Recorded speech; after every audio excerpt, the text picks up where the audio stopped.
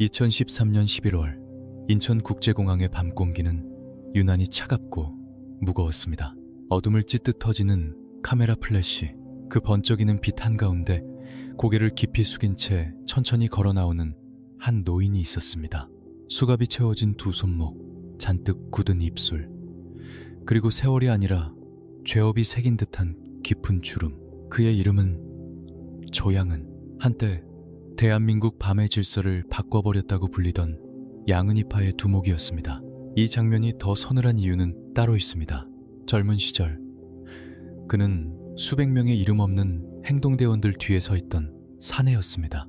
누군가는 그를 전설이라 불렀고 누군가는 밤의 대통령이라 불렀습니다.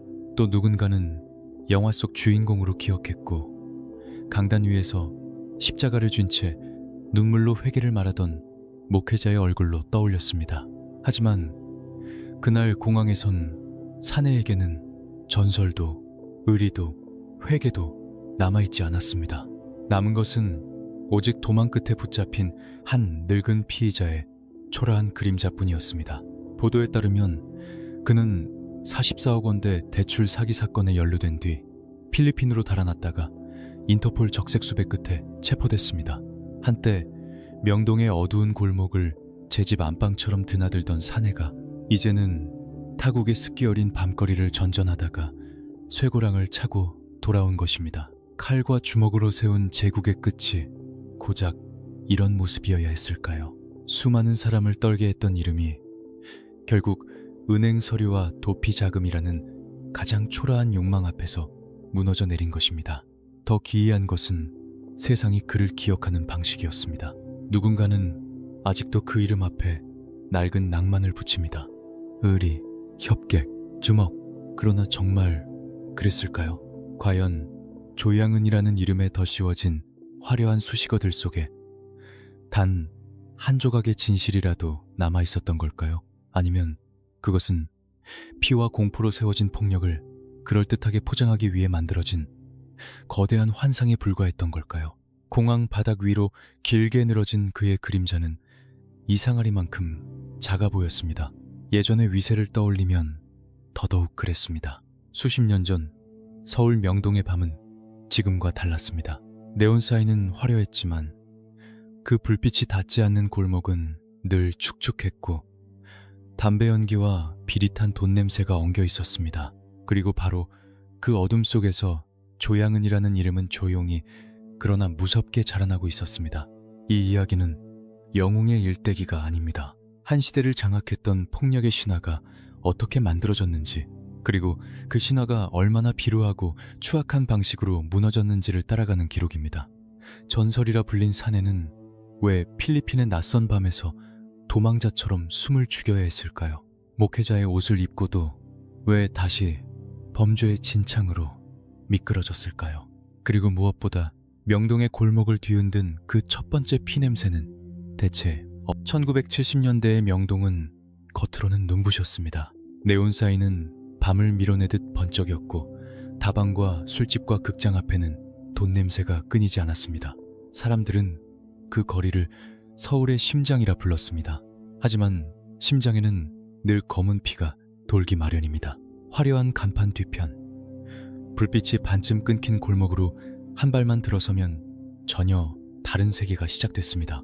젖은 시멘트 바닥, 하수구 냄새, 담배 연기, 낮은 목소리. 낮의 명동이 돈을 벌어들이는 거리였다면 밤의 명동은 그 돈을 누가 차지할지를 두고 서로의 숨을 재는 사냥터였습니다. 기록에 따르면 당시 이곳을 지배하던 세력은 이른바 낭만주먹이라 불리던 9세대 건달들이었습니다. 그들은 맨손을 내세웠고 선후배의 예를 말했고 나름의 선을 지킨다고 믿었습니다. 양복을 차려입고 다방 구석에 앉아 구역을 나누고 지나간 세월을 무용담처럼 꺼내놓던 사람들. 그들에게 명동은 이미 익숙한 왕국이었습니다. 너무 익숙해서 문제였습니다. 사람은 익숙한 자리를 영원하다고 착각할 때 가장 무방비해집니다. 하지만 그 무렵 명동의 어둠은 다른 리듬으로 뛰고 있었습니다. 지방에서 올라온 젊은 세력들, 가난했고 굶주렸고 기다릴 줄 몰랐습니다. 그들에게 선배의 규율은 존중의 대상이 아니라 먼저 부숴야 할 벽이었습니다. 질서를 배워 왕이 되려는 자들이 아니었습니다. 질서 자체를 찢어버리고 맨 위로 올라서려는 자들이었습니다. 그 한가운데 조양은이 있었습니다. 광주에서 올라온 젊은 사내. 눈빛은 마르고 차가웠고 움직임에는 머뭇거림이 없었습니다. 그는 오래 버티는 법보다 먼저 치는 법을 더 빨리 배웠습니다. 보도에 따르면 그의 주변엔 기존 건달들과는 결이 다른 젊은 행동대원들이 모여들기 시작했습니다. 말보다 눈빛이 앞섰고 타협보다 기습에 익숙한 무리. 과거의 주먹이 체면을 따졌다면 이들은 결과를 따졌습니다. 과거의 폭력이 과시였다면 이들의 폭력은 계산이었습니다. 골목의 공기가 바뀐다는 건 늘 먼저 냄새로 옵니다. 그 시절 명동 밤 공기에도 그런 냄새가 감돌았습니다. 돈 냄새보다 더 서늘한 것, 곧 누군가 판을 뒤엎을 것이라는 예감이었습니다. 기존의 권력은 그 발소리를 들었을까요? 아니면 들었으면서도 애써 무시했을까요? 낡은 왕들은 늘 자신들이 마지막 왕이라고 믿습니다. 그러나 새로운 포식자는 허락을 구하지 않습니다. 그저 때가 왔다고 판단하면 달려듭니다. 조양은과 그의 무리는 바로 그런 존재였습니다. 명동은 더 이상 지켜야 할 질서가 아니라 빼앗아야 할 금고였습니다. 그리고 금고 앞에서는 예의도 낭만도 오래 버티지 못합니다. 골목 구석의 가로등 아래 누군가는 소매를 매만졌고 누군가는 말없이 주변을 살폈습니다. 아직 큰 소리는 나지 않았습니다. 아직 피도 튀지 않았습니다. 하지만 모두 알고 있었습니다. 맨손의 시대가 끝나가고 있다는 것을. 명동의 밤은 이미 다음 주인을 고르고 있었다는 것을. 형님들, 이 시절 명동의 공기가 어떻게 바뀌었다고 보시는지 댓글로 남겨주십시오. 그리고 계속 함께 추적해 주신다면 곧 그 조용한 긴장이 어떻게 한순간에 폭발했는지 더 선명하게 보이실 겁니다. 그 폭발의 중심에는 한 식당이 있었습니다.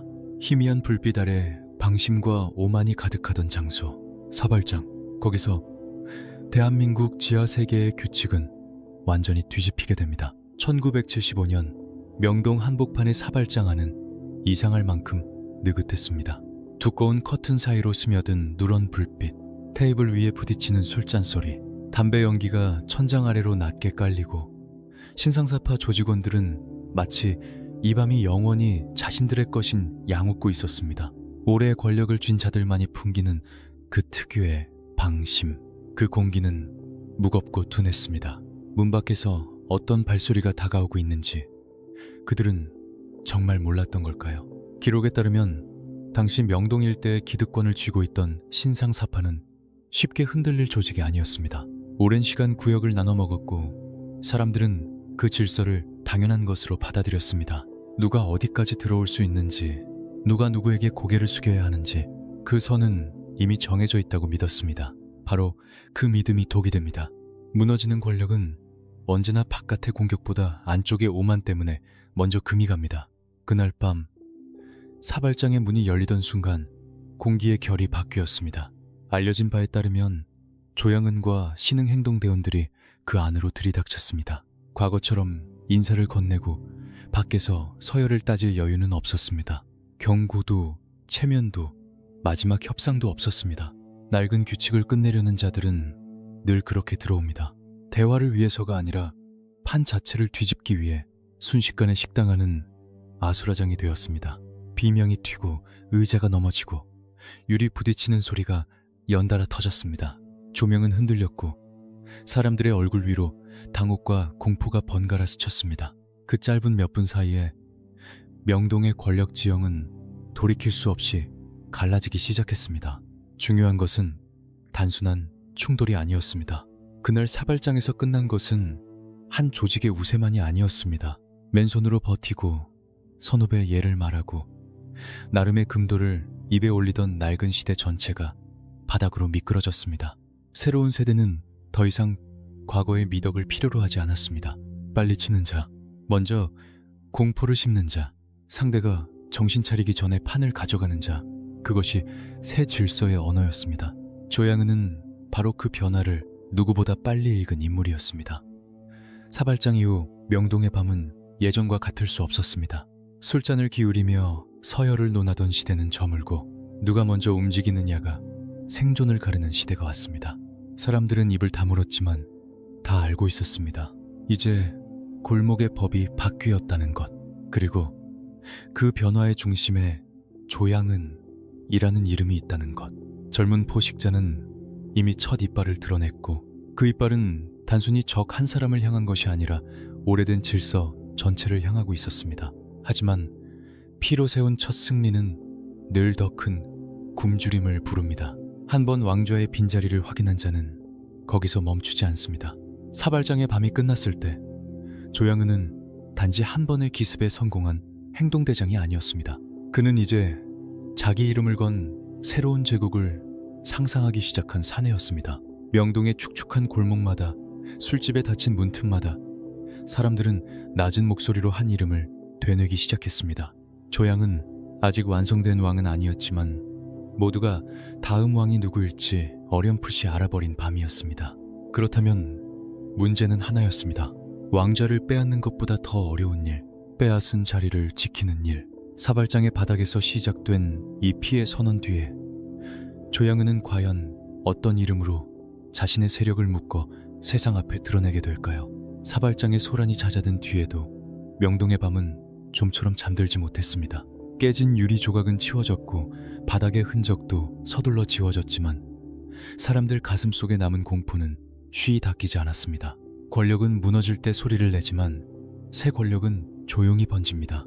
낮에는 아무 일 없었다는 듯 다방문이 열리고 술집 간판에 불이 들어왔습니다. 그러나 밤이 되면 골목마다 수군거림이 떠돌았습니다. 이제 명동의 주인이 바뀌는 것 아니냐는 말, 그 질문의 끝에는 언제나 같은 이름이 매달려 있었습니다. 조양은 기록에 따르면 사발장 사건 이후 그는 흩어져 있던 젊은 행동대원들과 지방 출신 세력들을 재빠르게 규합하기 시작했습니다. 과거의 건달들이 체면과 연줄로 움직였다면 조양은은 속도와 공포로 사람을 묶었습니다. 말이 많은 자보다 먼저 움직이는 자를 가까이 두었고 망설이는 자보다 끝까지 따라붙는 자를 중용했습니다. 그의 주변에는 이상하리만큼 침묵이 많았다고 합니다. 고함보다 낮은 목소리, 허세보다 눈빛, 그 조용한 기류가 오히려 더 깊은 위압으로 번져갔습니다. 한 번 이름을 올리면 쉽게 빠져나갈 수 없는 세계.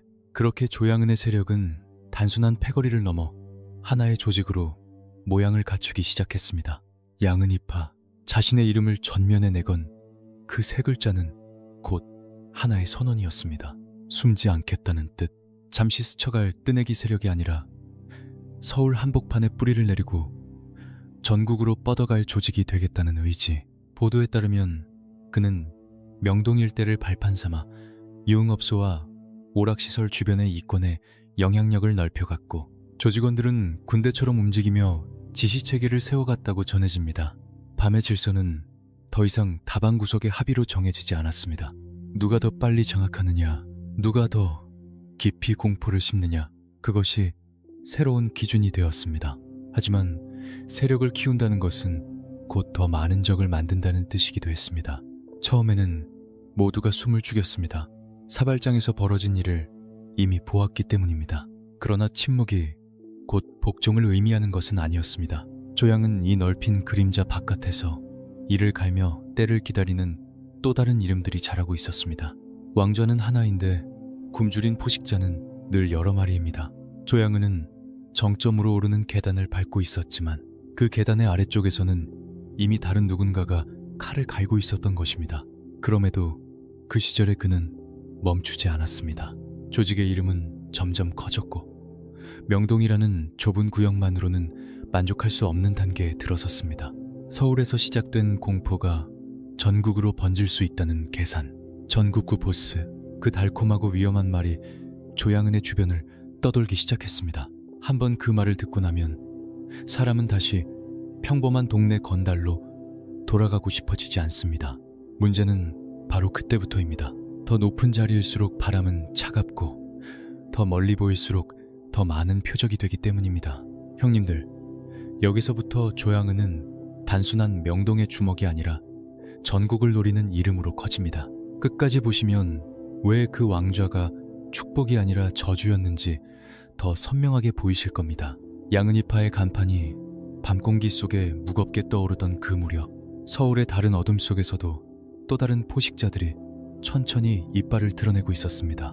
서방파, 오비파, 이제 조양은 이 마주할 상대는 낡은 선배들이 아니라 자신과 똑같이 굶주리고 잔혹한 새로운 시대의 괴물들이었습니다. 서울의 밤은 겉으로는 늘 비슷해 보였습니다. 불이 켜진 술집, 분주한 택시, 새벽까지 꺼지지 않는 간판들. 하지만 그 불빛 아래를 흐르는 공기는 이미 완전히 달라져 있었습니다. 양은이파가 명동을 발판으로 몸집을 키우자 다른 어둠도 가만히 숨만 죽이고 있지는 않았습니다. 서방파의 김태촌, 오비파의 이동재, 이름만으로도 밤거리의 공기가 바뀌던 사내들. 이제 서울은 한 사람의 동무대가 아니라 서로가 서로를 겨누는 거대한 사냥터가 되어가고 있었습니다.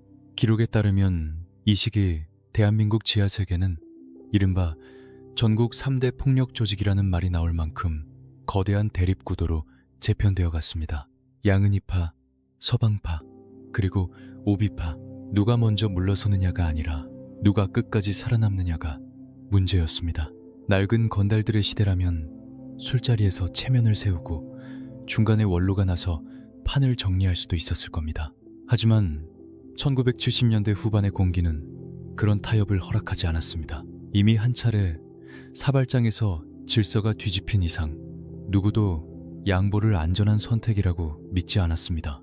상대를 살려두는 순간 언젠가 그 칼끝이 자신에게 돌아올 수 있다는 공포, 그것이 모든 판단의 바닥에 깔려 있었습니다. 조양은 역시 그 사실을 누구보다 잘 알고 있었을 겁니다.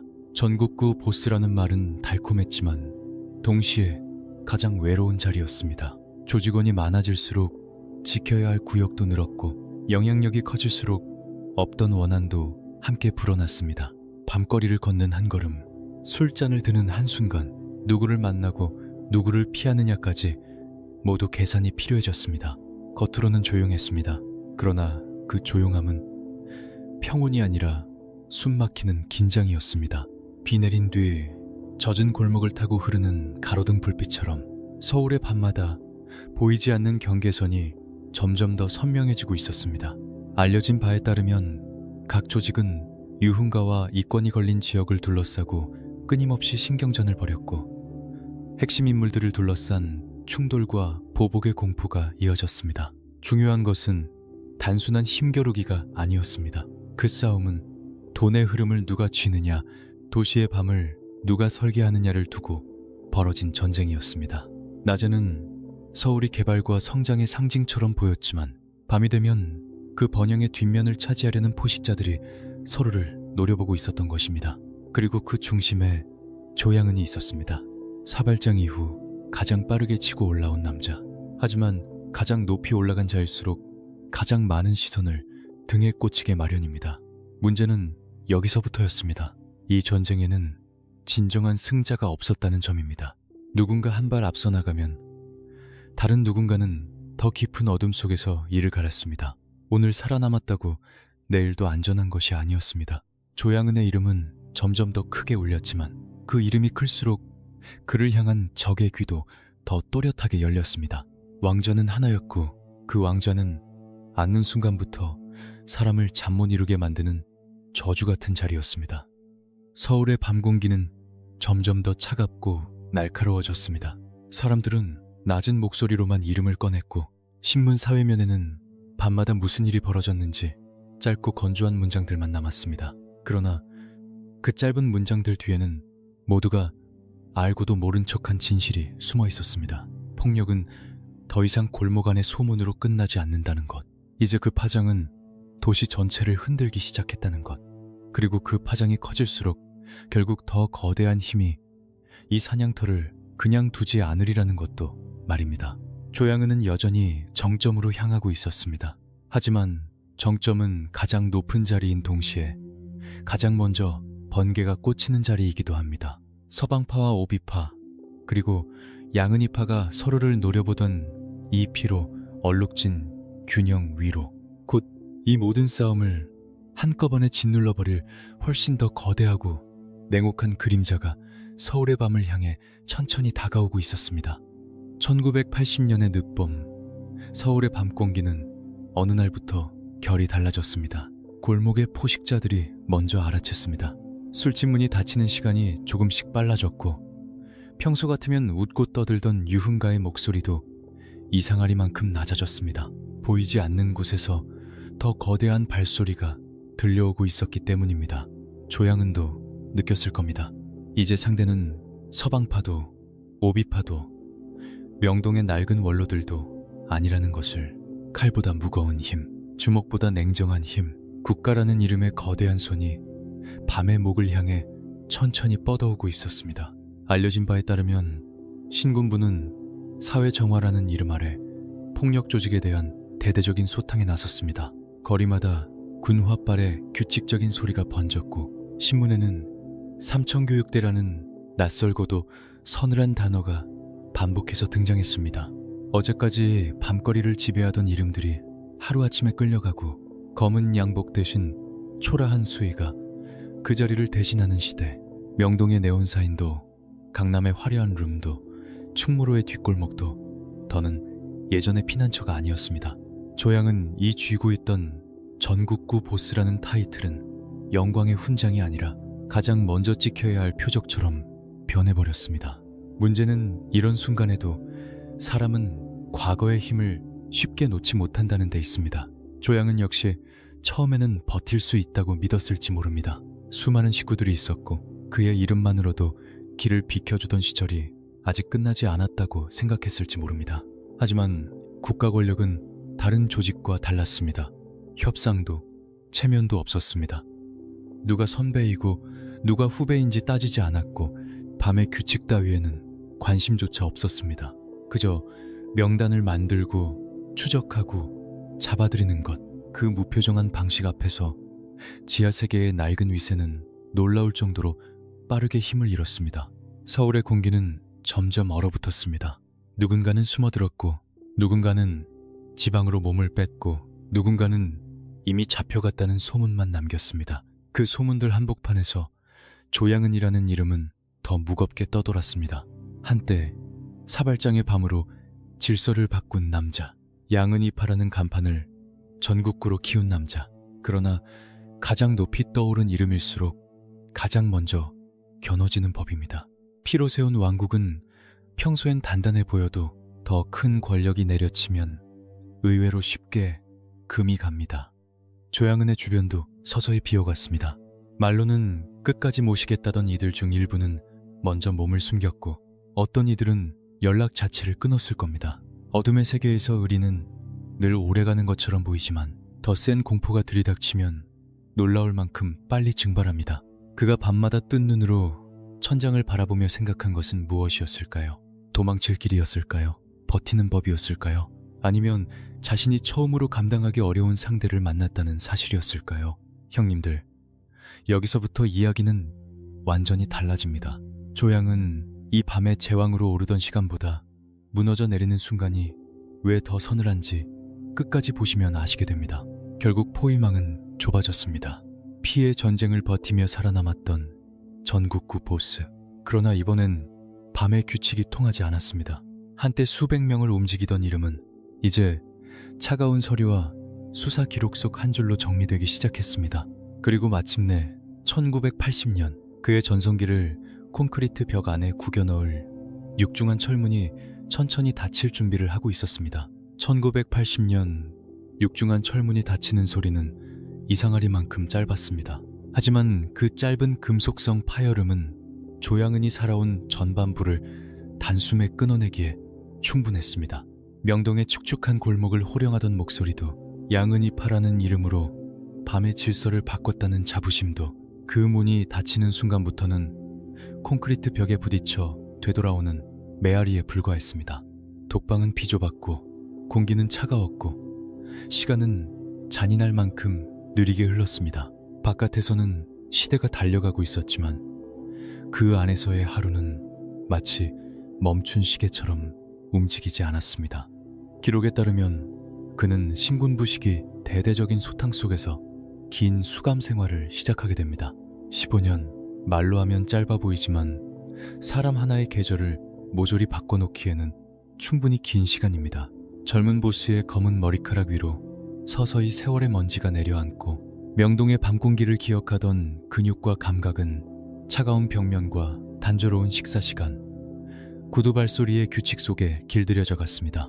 밤이 오면 창살 사이로 한 줌의 빛이 바닥에 내려앉았고 그 작은 빛은 도리어 자신이 얼마나 깊은 곳에 갇혀 있는지를 더 선명하게 보여주었을 것입니다. 그렇다고 해서 그의 이름까지 완전히 갇혔다고 말할 수는 없었습니다. 알려진 바에 따르면 담장 안에서도 조양은이라는 이름은 쉽게 지워지지 않았습니다. 육신은 철창 안에 있었지만 양은이파 두목이라는 무게는 여전히 사람들의 눈빛과 태도 속에 남아 있었습니다. 교도소라는 좁은 생태계 안에서도 누군가는 그를 힐끗 바라봤고 누군가는 괜히 더 조심스러운 말투를 골랐을지도 모릅니다. 참으로 기묘한 일입니다. 국가는 한 사람을 가둘 수 있어도 한 시대가 만들어낸 공포의 기억까지 단번에 지우지는 못하는 법이니까요. 그러나 그 기억이 곧 권력을 뜻하는 것은 아니었습니다. 철창 안의 이름값은 바깥의 돈과 조직, 움직이는 발과 손이 사라진 뒤에는 결국 그림자에 가깝습니다. 조양은은 그 사실을 뼈저리게 느꼈을 것입니다. 명령 한마디로 밤거리를 흔들던 시절은 지나갔고 이제 그에게 주어진 것은 끝없이 반복되는 하루와 너무 많은 생각뿐이었습니다. 과거를 후회했을까요? 아니면 다시 나가면 무엇을 되찾을 수 있을지 계산했을까요? 참회의 밤이었을까요? 일을 가는 밤이었을까요? 누구도 그 속마음을 정확히 알 수는 없습니다. 다만 분명한 것은 15년이라는 시간은 어떤 사람에게는 속죄가 되고 어떤 사람에게는 더 깊은 집착이 된다는 사실입니다. 감옥 밖 세상은 끊임없이 변하고 있었습니다. 서울은 더 빠르게 달렸고 거리의 간판은 바뀌었고 돈의 흐름도 권력의 얼굴도 이전과는 달라졌습니다.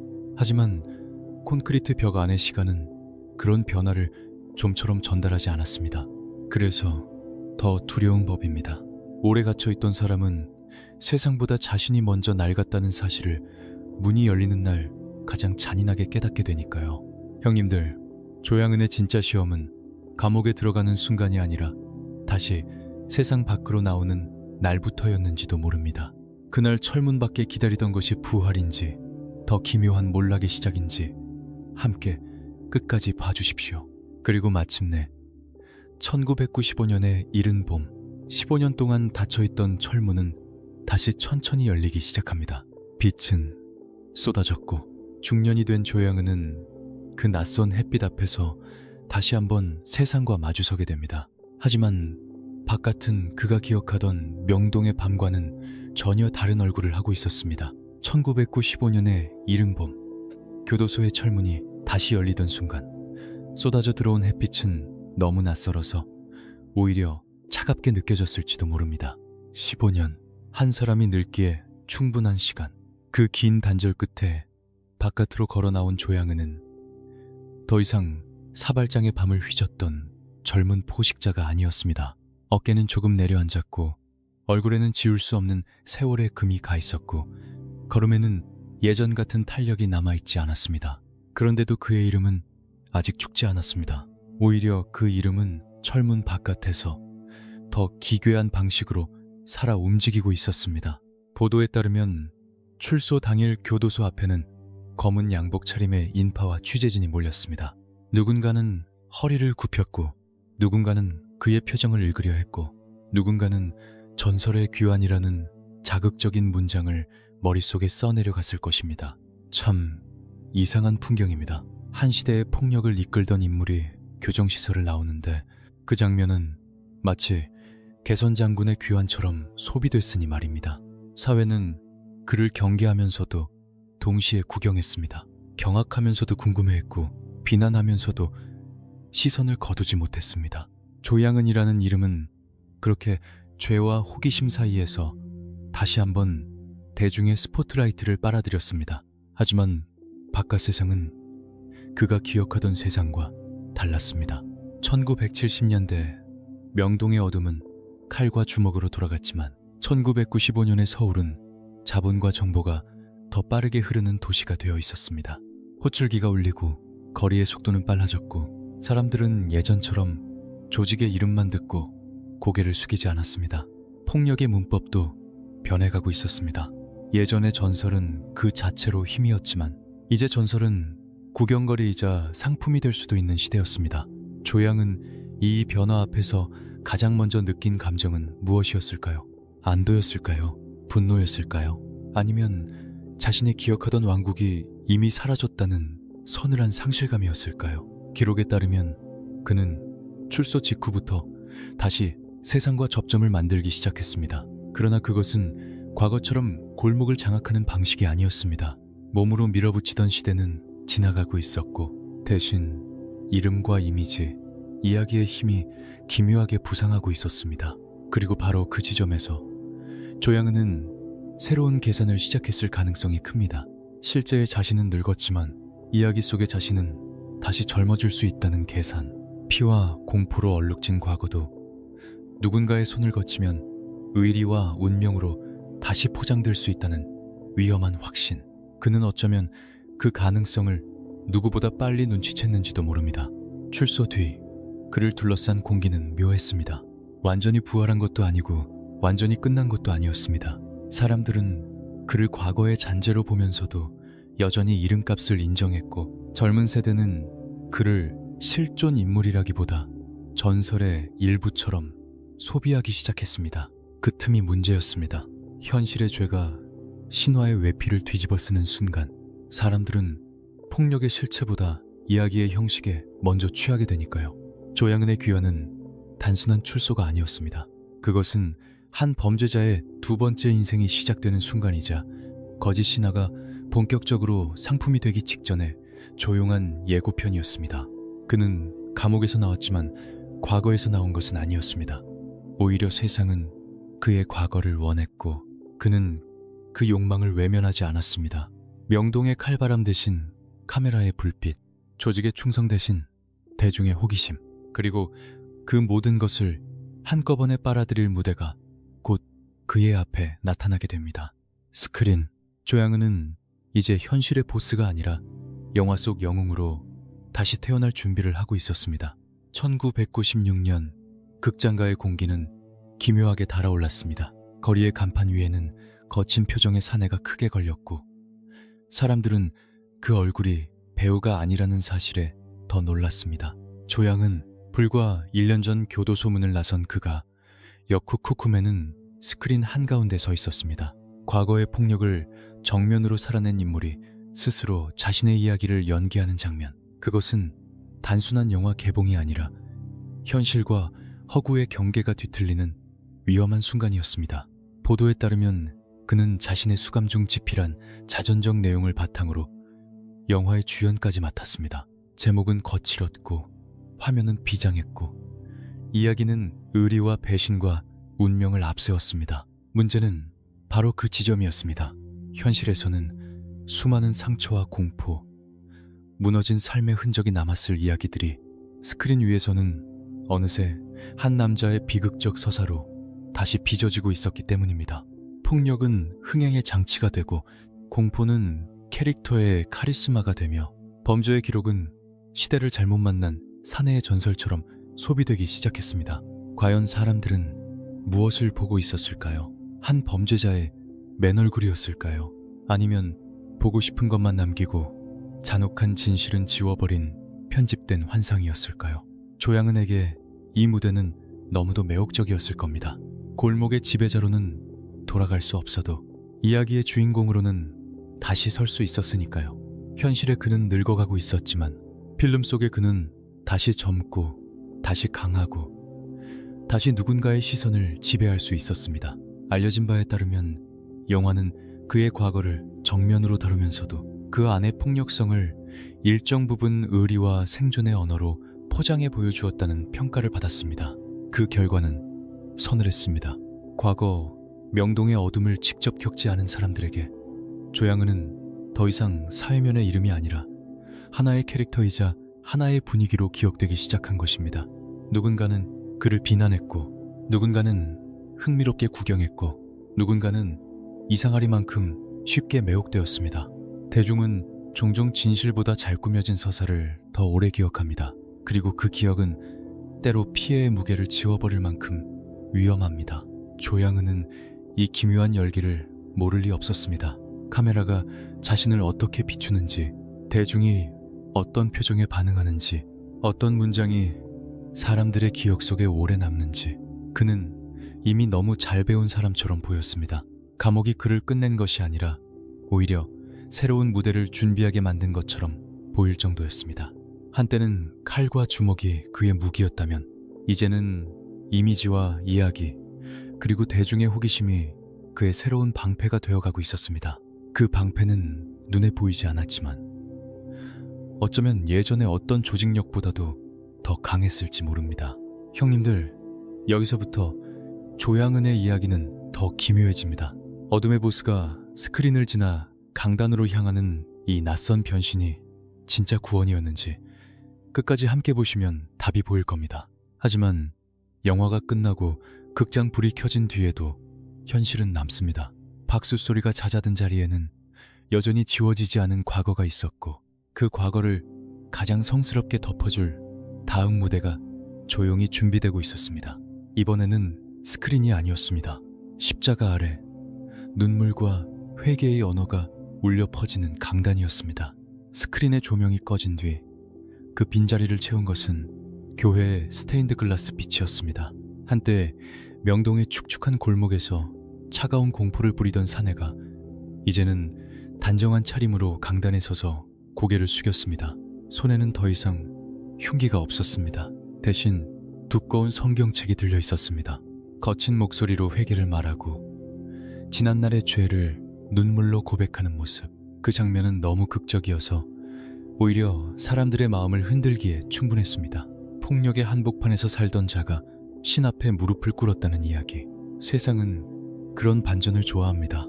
추락보다 회복을, 죄보다 구원을, 진실보다 믿고 싶은 결말을 더 쉽게 받아들이니까요. 알려진 바에 따르면 조양은은 출소 후 신학대학원에 진학하고 목사 안수까지 받으며 선교사로서 활동했습니다.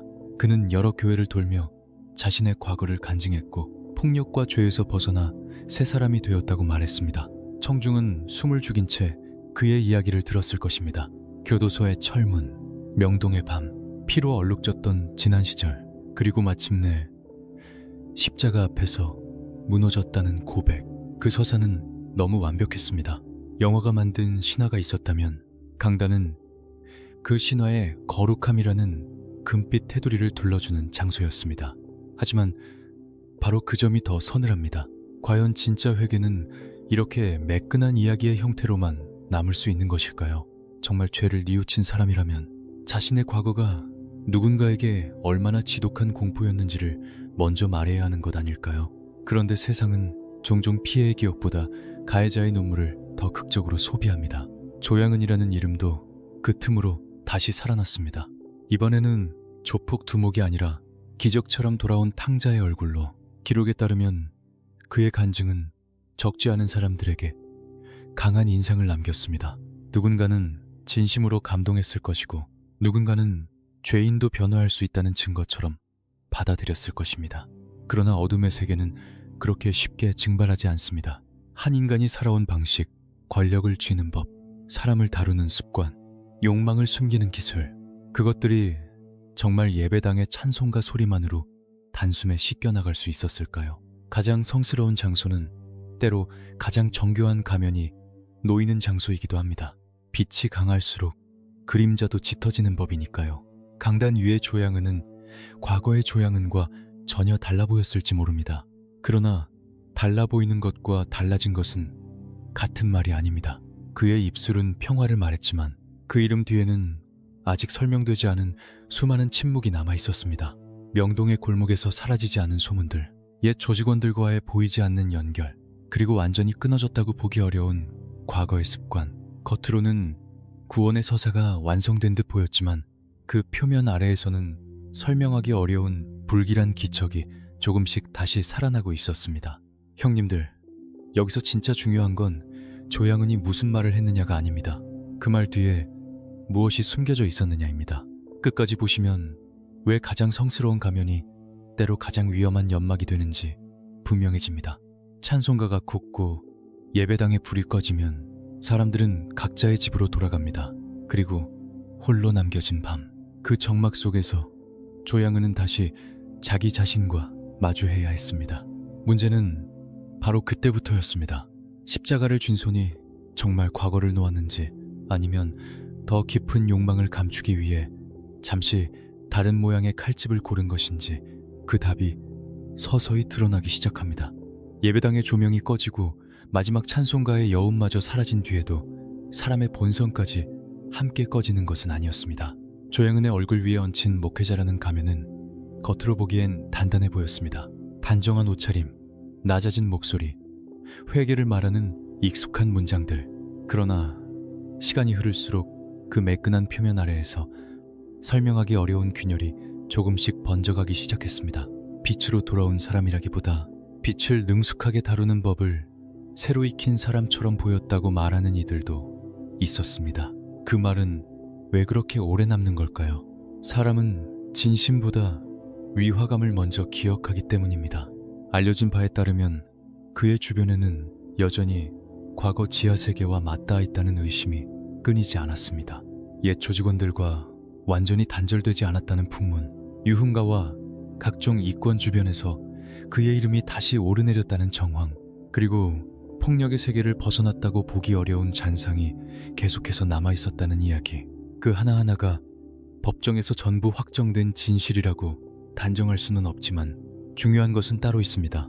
세상이 그의 회개를 믿고 싶어 했던 만큼 그를 둘러싼 그림자 역시 좀처럼 사라지지 않았다는 사실입니다. 십자가를 든 손이 과거와 완전히 결별했는지, 아니면 더 안전한 외피를 손에 넣었을 뿐인지, 그 질문은 시간이 갈수록 더 무겁게 가라앉았습니다.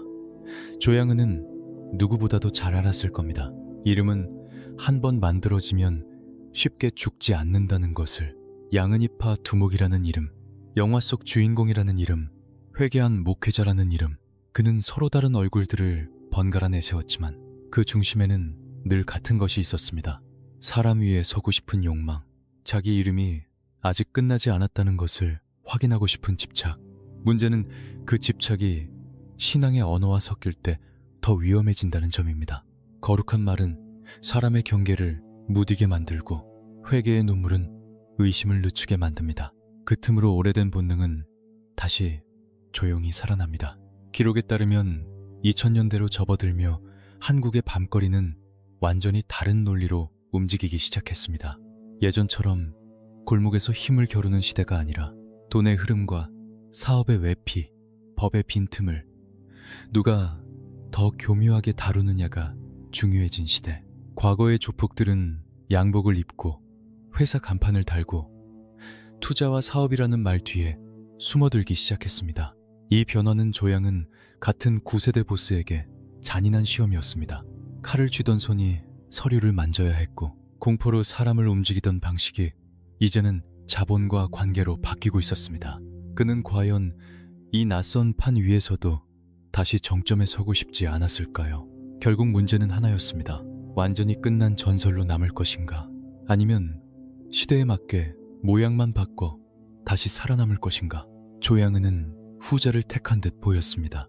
그리고 바로 그 선택이 한때 명동의 밤을 피로 물들이던 사내를 더 세속적이고 더 초라한 욕망의 뜻으로 끌고 들어가게 됩니다.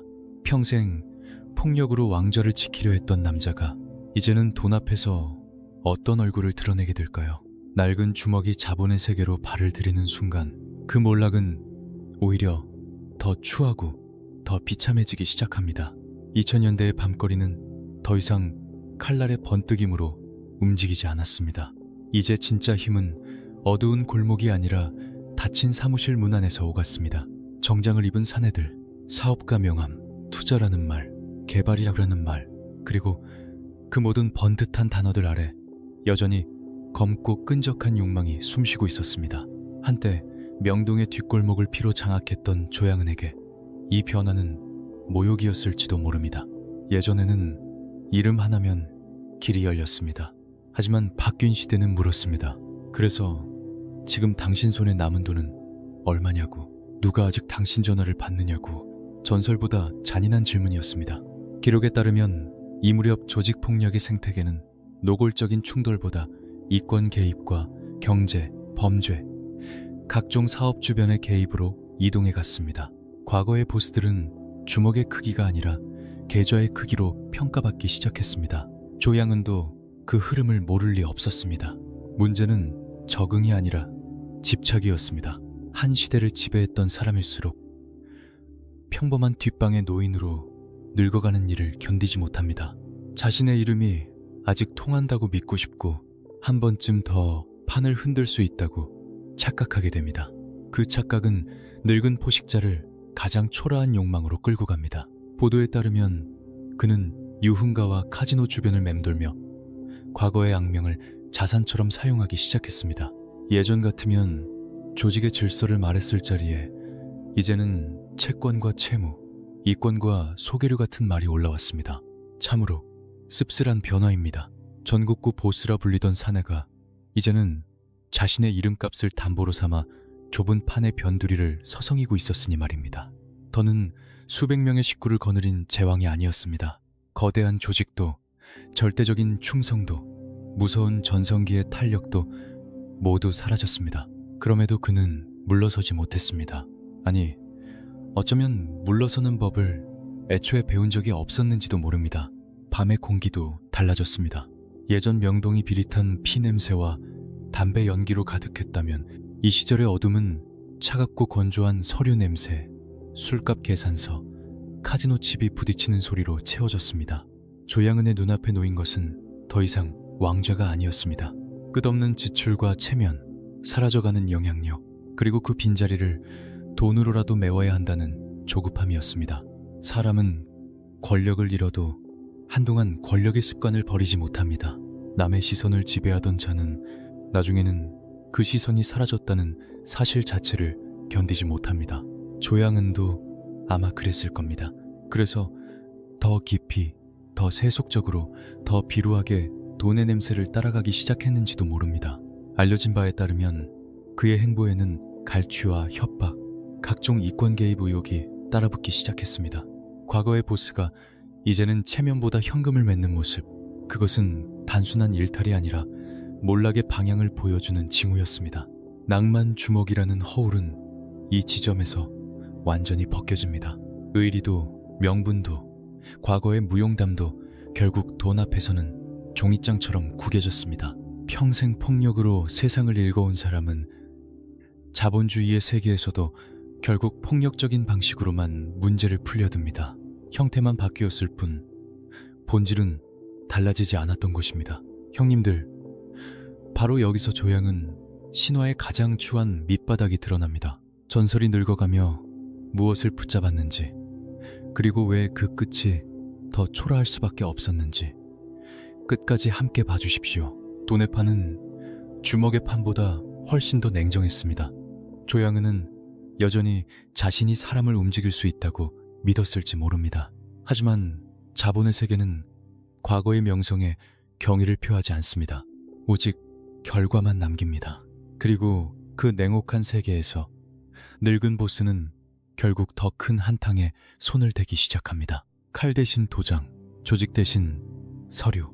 명동의 사발장에서 시작된 이 긴 몰락은 이제 은행 창구와 가짜 문서가 놓인 훨씬 더 비열한 무대로 향하고 있었습니다.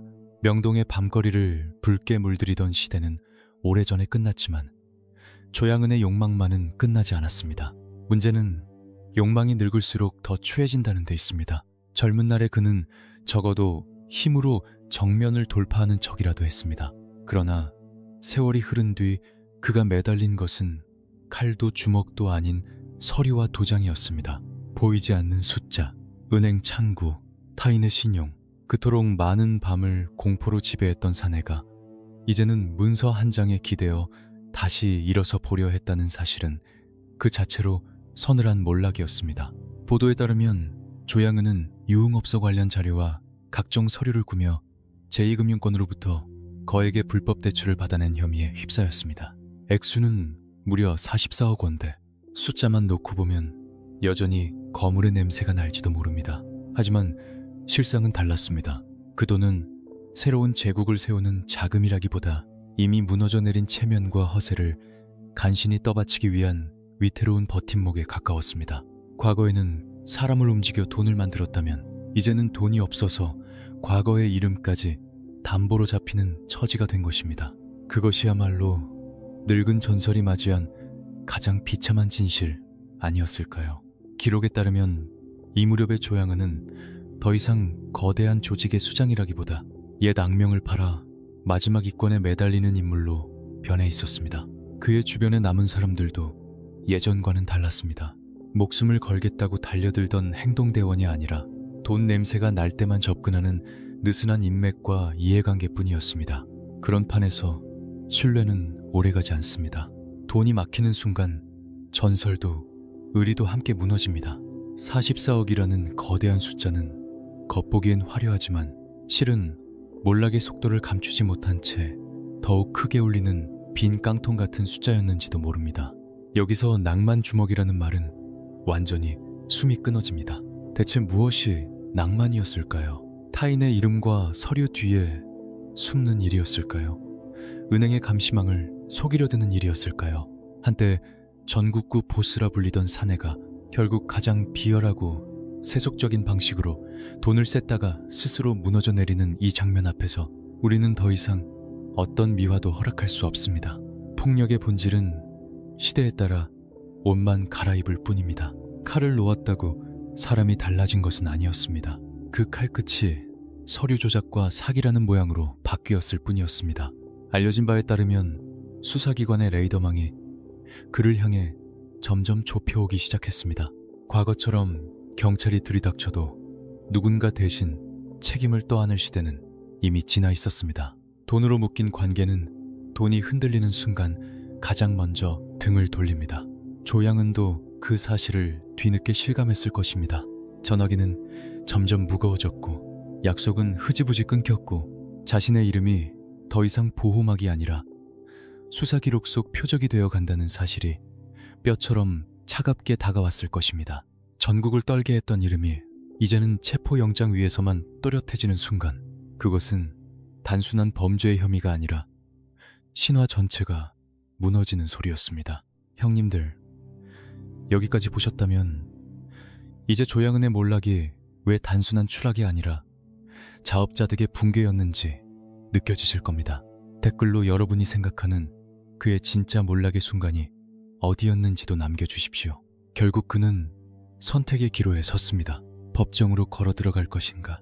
아니면 남은 자존심마저 버리고 도망자가 될 것인가? 그리고 조양은은 가장 초라한 길을 택합니다. 명동의 왕이 아니라 수사망을 피해 공항으로 향하는 늙은 도망자. 그의 마지막 질주는 서울의 밤이 아니라 필리핀의 눅눅한 어둠 속으로 이어지고 있었습니다. 인천공항을 빠져나가다 온 필리핀의 밤은 서울과 전혀 다른 얼굴을 하고 있었습니다. 공기는 눅눅했고 열기는 피부에 끈적하게 들러붙었고 낯선 간판들은 밤이 깊을수록 더 요란하게 번쩍였습니다. 하지만 그 화려함은 조양은에게 위로가 되지 못했습니다. 젊은 시절 명동의 골목을 누빌 때 그는 밤을 지배하는 쪽이었습니다. 그런데 이제 그는 밤에 숨어야 하는 쪽이 되어 있었습니다. 이 차이가야말로 그의 생애를 가장 잔인하게 설명하는 장면이었는지도 모릅니다. 보도에 따르면 그는 44억 원대 대출 사기 혐의로 수사망이 좁혀오자 한국을 떠나 필리핀으로 도피했습니다. 한때는 전국구 보스라 불렸고 영화와 강단을 오가며 스스로를 신화처럼 포장했던 사내. 그러나 타국의 어두운 거리에서 그가 가진 것은 거대한 권력이 아니라 언제 끊길지 모르는 도피 자금과 점점 예민해지는 신경뿐이었습니다. 수십 년 전에는 누군가의 목을 조이던 이름이 이제는 자기 숨통이 조여오는 소리를 밤마다 들어야 하는 처지가 된 것입니다. 앙헬레스의 밤거리는 익명성을 약속하는 듯 보였을지 모릅니다. 유흥가의 불빛은 사람의 과거를 잠시 가려주는 것처럼 보이니까요. 하지만 그런 도시는 동시에 모든 것이 뒤섞이는 곳이기도 합니다. 환락과 거래, 소문과 감시, 도박과 공포. 겉으로는 누구도 누구를 묻지 않는 듯하지만 정작 가장 비싼 값으로 거래되는 것은 사람의 신원과 약점입니다. 조양은 이 그런 곳에서 정말 안심할 수 있었을까요? 아니면 매일 밤 문 밖의 작은 인기척 하나에도 온몸을 굳히며 자신이 이미 덫 한가운데 있다는 사실을 본능적으로 느끼고 있었을까요? 기록에 따르면 그의 도피 생활은 화려한 망명과는 거리가 멀었습니다. 과거처럼 검은 세단이 줄지어 서고 허리를 굽힌 부하들이 경호하던 풍경은 더 이상 존재하지 않았습니다. 낯선 도시의 습한 공기 속에서 그는 오히려 점점 더 작아졌습니다. 전설은 멀리서 들으면 크지만 가까이서 보면 초라한 경우가 많습니다. 조양은도 그 법칙을 벗어나지 못했습니다. 돈은 줄고 신뢰는 사라지고 옛 이름은 더 이상 보호막이 되지 못했습니다. 남은 것은 쫓기는 자만이 가지는 피해망상과 언젠가 반드시 끝이 온다는 지독한 예감뿐이었습니다. 생각해보면 이것은 이상한 복수처럼 보이기도 합니다. 평생 타인을 불안하게 만들던 사람이 마침내 가장 오래된 불안의 감옥에 스스로 갇혀버린 것입니다. 낮에는 시선을 피하고 밤에는 문소리에 놀라고 아무도 믿지 못한 채 시간을 버는 삶. 그것은 자유가 아니라 형벌에 가까웠습니다. 도피는 도망치는 순간만 자유로워 보일 뿐 그 뒤의 시간은 언제나 또 다른 감옥이 됩니다. 조양은은 필리핀에서 그 진실을 아주 천천히 아주 뼈아프게 배워갔을 것입니다. 하지만 법의 손은 생각보다 더 멀리 뻗어 있었습니다. 인터폴 적색수배라는 보이지 않는 붉은 올가미는 그가 숨어든 도시의 골목과 유흥가 주변을 서서히 조여왔습니다. 과거에는 먼저 덮치는 쪽이 그였지만 이제는 누군가가 자신을 덮칠 시간을 기다려야 하는 신세, 밤의 제왕이라 불리던 사내에게 그것보다 더 처참한 역전이 또 있었을까요? 그리고 마침내 2013년 11월 앙헬레스의 후끈한 밤공기 속에서 그 긴 도피는 끝을 맞습니다. 현지 경찰과 수사관들의 그림자가 좁혀오는 순간 전설은 더 이상 전설처럼 움직이지 못했습니다. 그곳에 남아있던 것은 지치고 늙고 쇠약해진 한 도망자의 마지막 떨림뿐이었습니다. 2013년 11월 필리핀 앙헬레스의 밤은 끝까지 시끄러웠습니다. 유흥가의 간판들은 아무 일도 없다는 듯 번쩍였고 더운 공기는 사람의 숨을 무겁게 짓눌렀습니다. 하지만 그 요란한 불빛 한가운데서 조양은의 시간은 조용히 끝나고 있었습니다. 보도에 따르면 한국 경찰과 필리핀 당국의 공조수사는 그의 은신처를 끝내 놓치지 않았습니다. 인터폴 적색수배라는 보이지 않는 올가미는 생각보다 훨씬 천천히, 그러나 훨씬 확실하게 그의 목을 조여왔습니다. 도망자는 늘 마지막 하루만 더 버티면 된다고 믿습니다. 하지만 그런 하루는 끝내오지 않습니다. 수사관들이 들이닥친 순간 거기에는 더 이상 명동의 포식자가 없었습니다.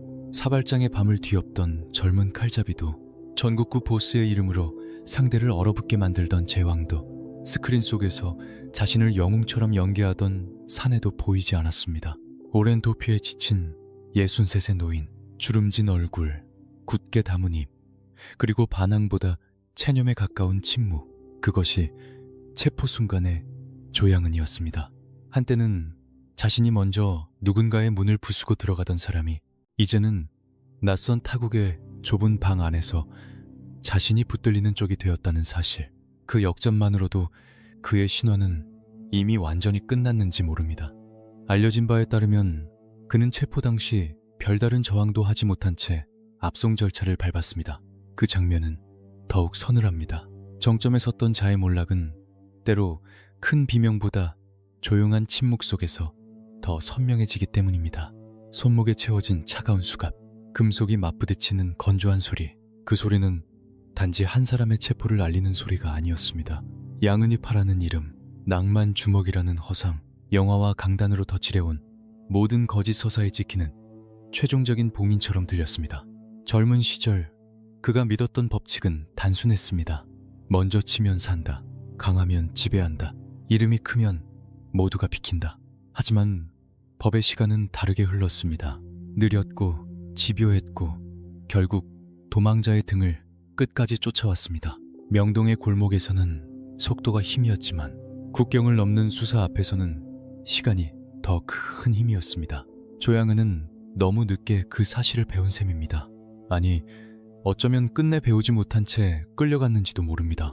비행기에 몸을 싣는 순간 그는 무슨 생각을 했을까요? 첫 번째 몰락이었던 1980년의 철문을 떠올렸을까요? 아니면 1995년 출소 당시 자신을 둘러쌌던 플래시와 검은 양복의 행렬을 떠올렸을까요? 혹은 스크린 위에서 스스로를 미화하던 장면과 강단 위에서 눈물로 회개를 말하던 순간들을 머릿속에서 더듬었을까요? 하지만 기억이 아무리 화려해도 현실을 바꾸지는 못합니다.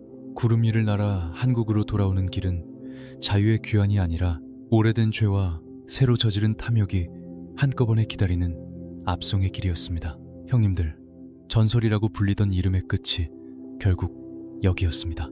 여러분은 이 장면에서 무엇이 가장 처참하다고 느끼시는지 댓글로 남겨주십시오.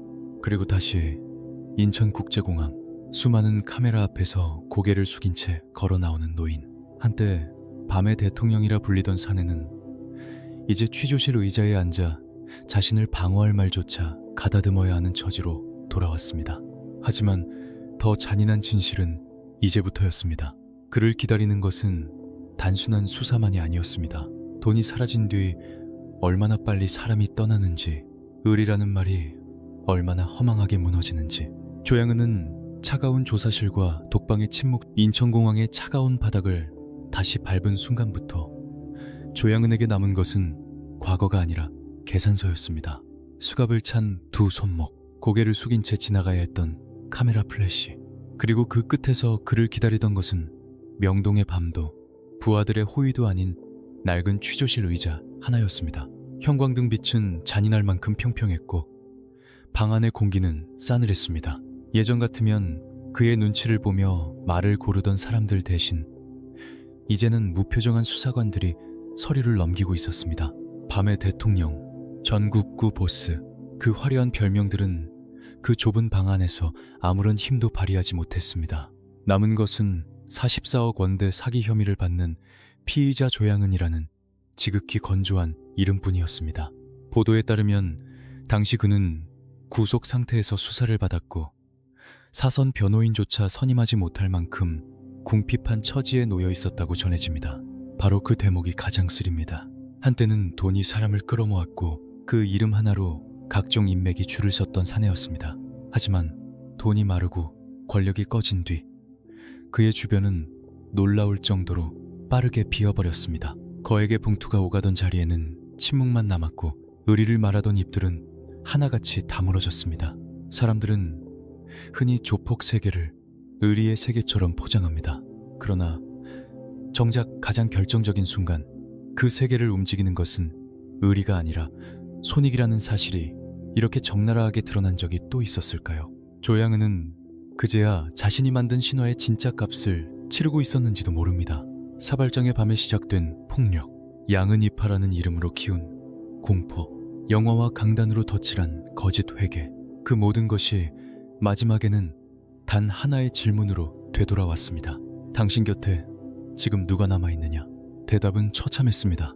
아무도 없었습니다. 목숨을 바치겠다던 식구들도, 형님이라며 허리를 굽히던 후배들도, 신앙의 기적이라며 박수를 보내던 사람들도 법정과 취조실 앞에서는 하나같이 멀어졌습니다. 권력은 사라질 수 있습니다. 돈도 사라질 수 있습니다. 하지만 가장 무서운 것은 사람이 사라지는 순간입니다. 그 순간부터 전설은 기록이 아니라 조롱이 되기 때문입니다. 차가운 독방의 밤은 더 길었을 것입니다. 벽은 말이 없고 창문은 높고 시간은 유난히 느립니다. 1980년의 수감과 다른 점이 있다면 이번엔 기다려줄 제국도 돌아가 앉을 왕좌도 없었다는 사실입니다. 젊은 시절에는 다시 나가면 아직 세상을 흔들 수 있다는 맹수가 남아있었을지 모릅니다. 하지만 이번에는 달랐습니다. 늙은 몸, 끊어진 줄, 바닥난 돈, 그리고 자신이 평생 떠받들던 세계가 이미 자신을 버렸다는 냉혹한 확인. 그것은 형벌이라기보다 심판에 가까웠습니다. 과연 그 어두운 방 안에서 조양은은 처음으로 진실과 마주했을까요? 낭만 주먹이라는 말이 얼마나 공허했는지, 의리라는 단어가 얼마나 쉽게 팔려나가는지, 그리고 자신이 평생 쌓아올린 것이 결국 아무도 끝까지 지켜주지 않는 모래성에 불과했다는 사실을 말입니다. 하지만 몰락은 여기서 끝나지 않았습니다. 시간은 그를 놓아주지 않았고 세월은 그 이름을 조용히 지워주지도 않았습니다. 오히려 늙고 초라해진 뒤에도 그는 다시 사건 기록 속으로 끌려 들어가게 됩니다. 전설의 끝이 왜 이렇게 오래, 그리고 이렇게 남루하게 이어지는지, 그 마지막 장면은 아직 오지 않았습니다. 시간은 사람을 늙게 만들지만 삶의 방향까지 저절로 바꿔주지는 않습니다. 조양은의 이름도 그랬습니다. 한때는 신문 사회면을 뒤흔들던 거대한 이름이었고, 나중에는 영화와 강단을 통해 기묘하게 되살아난 이름이었고, 마침내는 세월 속에서 조용히 사라질 수도 있었던 이름이었습니다. 그런데 그는 끝내 그 마지막 길을 택하지 못했습니다. 조용히 사라지는 일, 그것이야말로 평생 가장 배우지 못한 기술이었는지도 모릅니다. 출소와 도피, 체포와 구속을 거치며 이미 모든 것이 끝난 듯 보였지만, 보도에 따르면 노년에 이른 뒤에도 그의 이름은 다시 수사기관의 문서 위에 오르내렸습니다. 억대 사기범의 해외 도피를 도왔다는 의혹, 폭행 사건으로 인한 기소, 그리고 여전히 불법과 폭력의 경계선을 배회하는 듯한 흔적들. 전국을 흔들던 거대한 보스의 말년치고는 너무도 남루하고 너무도 초라한 장면들입니다. 이쯤 되면 사람들은 묻게 됩니다. 정말 돈이 필요해서였을까요? 아니면 더 깊은 곳에 평범한 사람으로는 도무지 내려올 수 없는 병든 집착이 남아있었던 걸까요? 생각해보면 조양은의 삶은 늘 같은 원을 맴돌았습니다. 처음에는 힘으로 사람 위에 섰고, 그 다음에는 이름으로 사람 위에 서려 했고, 나중에는 영화와 종교와 거짓 신화로 다시 사람들 시선 위에 서려 했습니다. 형태만 바뀌었을 뿐 핵심은 바뀌지 않았습니다.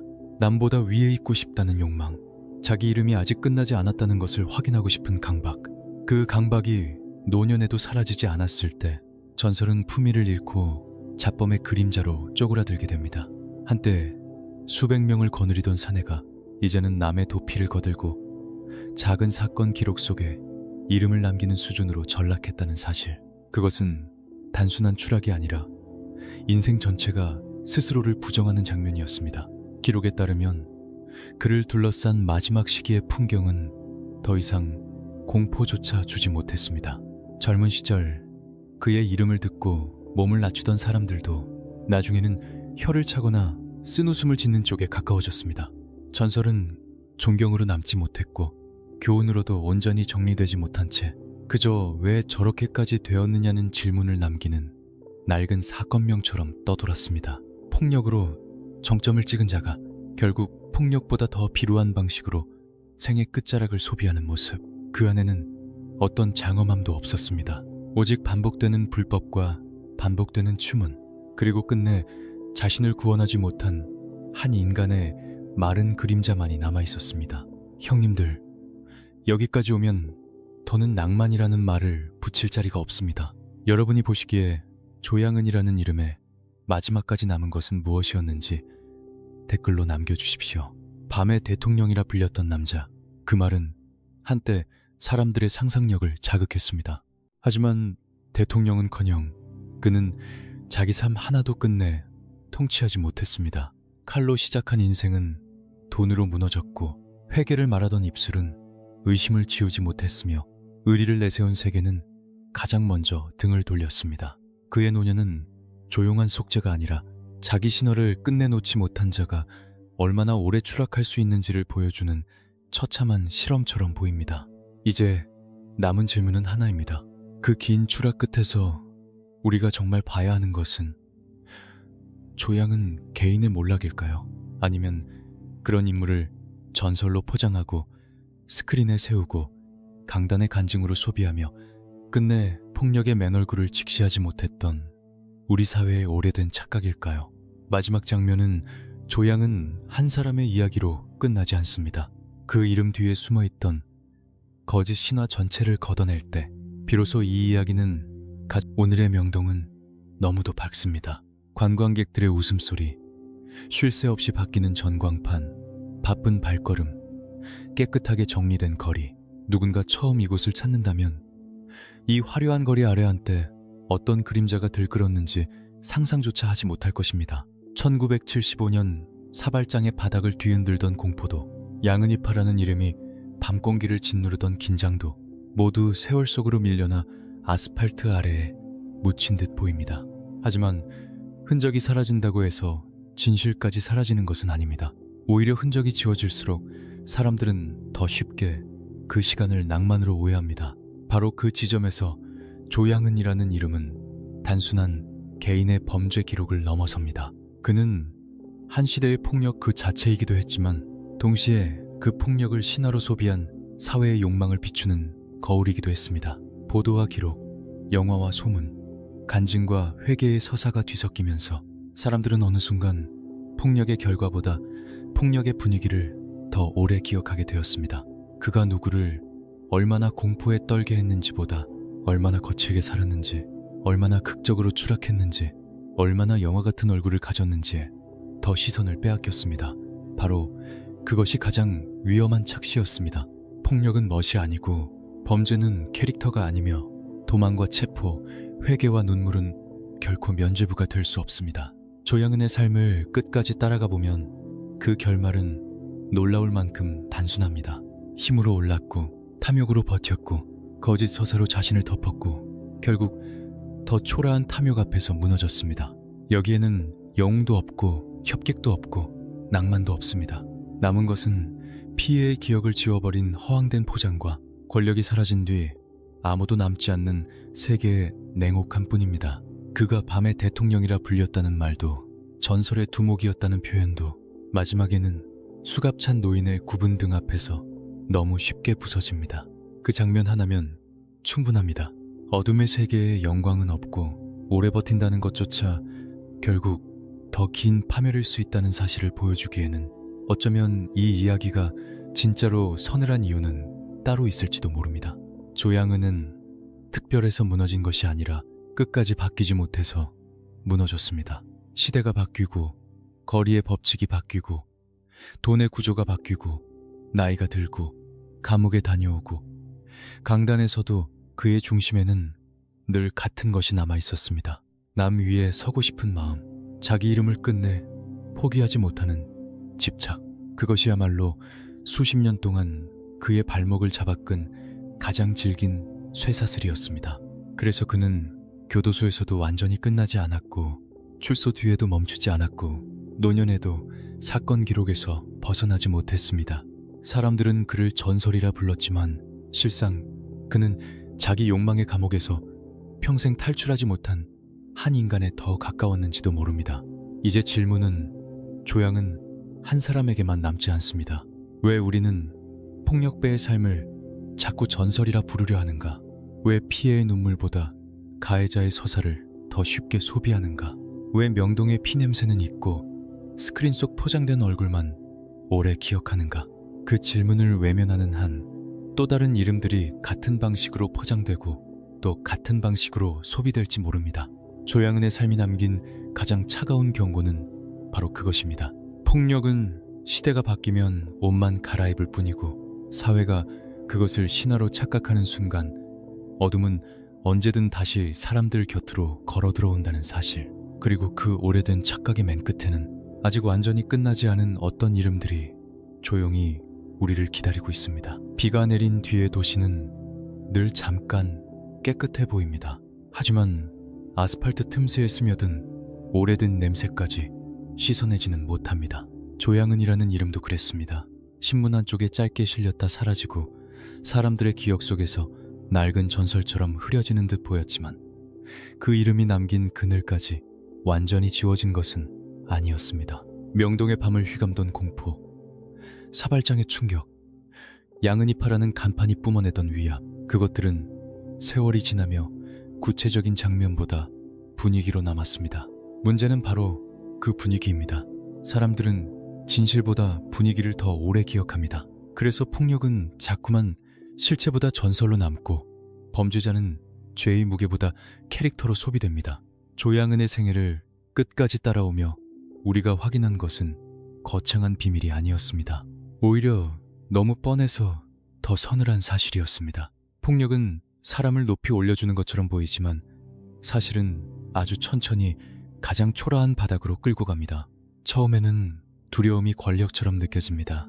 사람들이 길을 비켜주고 이름 하나의 공기가 달라지고 자기 주변에 수많은 그림자가 모여드는 순간 사람은 그것을 힘이라고 착각합니다. 하지만 그 두려움은 존경이 아닙니다. 그래서 돈이 끊기고 더 큰 권력이 들이닥치고 시대가 바뀌는 순간 그 주변의 그림자들은 너무도 빨리 사라집니다. 조양은의 말년은 그 잔혹한 원리를 가장 적나라하게 증명한 기록이었습니다.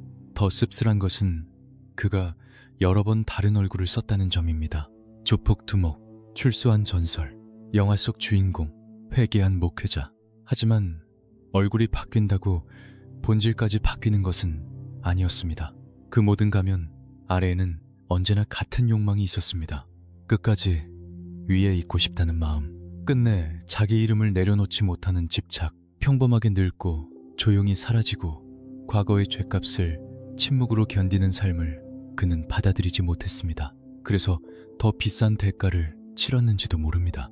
젊은 시절의 폭력보다 노년의 추락이 더 초라한 이유도 거기에 있습니다. 늙은 조양은은 더 이상 무서운 존재가 아니었습니다. 그는 오히려 폭력의 세계가 얼마나 허망한지, 그리고 그 허망함에 중독된 사람이 얼마나 오래 자기 자신을 망칠 수 있는지를 보여주는 살아있는 잔해에 가까웠습니다. 형님들, 여기서 우리가 정말 기억해야 할 건 전설의 크기가 아니라 끝의 모양일지도 모릅니다. 여러분이라면 조양은의 삶에서 가장 서늘했던 순간이 어디였는지 댓글로 남겨주십시오. 인천공항에서 고개 숙인 노인의 등, 변호사조차 선임하지 못한 궁핍한 처지, 아무도 찾아오지 않는 독방의 침묵, 그리고 노년에도 끊어지지 않던 사건 기록. 그 장면들은 한 줄로 이어집니다. 폭력으로 세운 왕국은 반드시 무너진다는 것, 그리고 그 무너짐은 영화처럼 장엄하지도 전설처럼 낭만적이지도 않다는 것. 조양은은 끝내 영웅이 되지 못했습니다. 아니, 애초에 영웅이었던 적이 없었습니다. 남은 것은 밤을 지배하려 했던 한 인간이 결국 자기 욕망의 늪에서 허우적거리다 가장 초라한 얼굴로 가라앉는 과정뿐이었습니다. 그런데도 이야기는 여기서 완전히 끝나지 않습니다. 한 사람의 이름이 사라진 뒤에도 그 이름을 둘러싸고 자라난 착각은 오래 남기 때문입니다. 우리는 마지막으로 그 착각의 뿌리를 다시 들여다봐야 합니다. 도대체 왜 사람들은 이런 삶에 자꾸 전설이라는 말을 붙이는지, 그리고 그 거짓말을 완전히 끝내기 위해 마지막으로 꼭 확인해야 할 장면이 아직 하나 남아 있습니다. 전설이라는 말은 참 편리합니다. 거칠고 위험하고 설명하기 어려운 시간을 한 단어로 덮어버릴 수 있기 때문입니다. 조양은에게도 사람들은 오랫동안 그 말을 붙였습니다. 명동을 뒤흔든 사내, 양은이파의 두목, 밤의 대통령, 출소 뒤 영화와 강단을 오가며 다시 살아난 이름. 하지만 그 화려한 단어들을 하나씩 벗겨내고 나면 끝내 남는 것은 너무도 초라하고 너무도 단순한 사실뿐입니다. 그는 수많은 사람의 공포 위에 올라섰고 그 공포가 사라지자 아무것도 붙잡지 못한 채 무너졌습니다. 전설은 아니었습니다.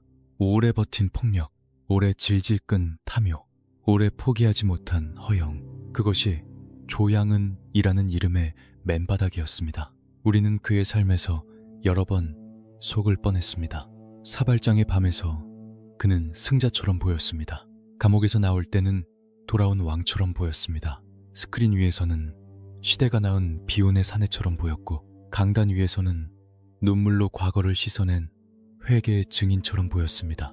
그러나 돌아보면 그 모든 장면에는 공통점이 있었습니다. 언제나 중심에는 조양은 자신이 있었습니다.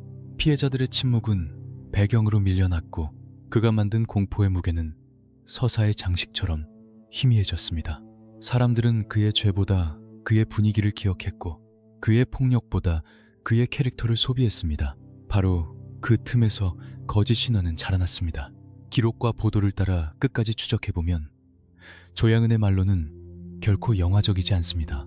인천공항에서 수갑을 찬 채 고개를 숙인 노인, 도피 끝에 압송된 피의자, 변호사조차 선임하기 어려운 처지, 아무도 찾아오지 않는 독방의 정적, 노년에도 끝나지 않던 사건 기록. 이 장면들 어디에 낭만이 있습니까? 어디에 의리가 있습니까? 그가 평생 입에 올리거나 세상이 대신 붙여준 그럴듯한 단어들은 결국 돈이 마르고 권력이 꺼지는 순간 너무도 쉽게 부서졌습니다. 폭력의 제국은 견고해 보이지만 실은 사람의 탐욕과 공포 위에 세워진 가장 불안한 건축물에 불과합니다. 그래서 무너질 때 더 빨리, 더 처참하게 주저앉습니다. 어쩌면 조양은의 인생에서 가장 무서운 장면은 사발장의 기습도 필리핀 체포 순간도 아닐지 모릅니다. 정말 서늘한 순간은 늙은 그가 끝내 평범한 삶으로 내려오지 못했다는 사실입니다. 모든 것을 잃고도, 모든 가면이 벗겨지고도 여전히 불법과 욕망의 언저리를 서성였다는 사실. 그것은 한 인간이 폭력의 세계에 얼마나 깊이 중독될 수 있는지 보여주는 마지막 증거였습니다. 감옥도, 줄서도, 영화도, 십자가도 그를 완전히 바꾸지 못했습니다. 아니, 어쩌면 그는 애초에 바뀌고 싶었던 적이 없었는지도 모릅니다. 그저 시대에 맞게 가면만 갈았었을 뿐. 조양은의 생애를 관통한 것은 회개가 아니라 집착이었고, 구원이 아니라 자기 신화를 포기하지 못하는 병든 허영이었습니다. 그래서 이 이야기는 결국 한 사람의 몰락으로만 끝나지 않습니다. 우리가 진짜 경계해야 할 것은 조양은이라는 이름보다 그 이름에 자꾸 전설이라는 금빛칠을 해주는 사회의 습관입니다. 폭력배의 삶을 협객담처럼 소비하고 가해자의 눈물을 서사로 포장하고 피해의 흔적보다 거친 분위기에 먼저 매혹되는 오래된 버릇.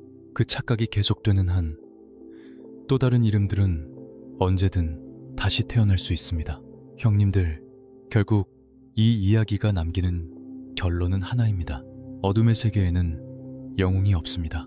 남는 것은 의리가 아니라 이용이고 권력이 아니라 공포이며 끝내 그 모든 것의 마지막에는 언제나 파멸만이 앉아 있습니다. 그런데 정말 끝난 것일까요? 조양은이라는 이름은 쓰러졌지만 그 이름을 전설로 만들려 했던 우리의 시선까지 함께 무너졌는지는 아직 아무도 장담할 수 없습니다.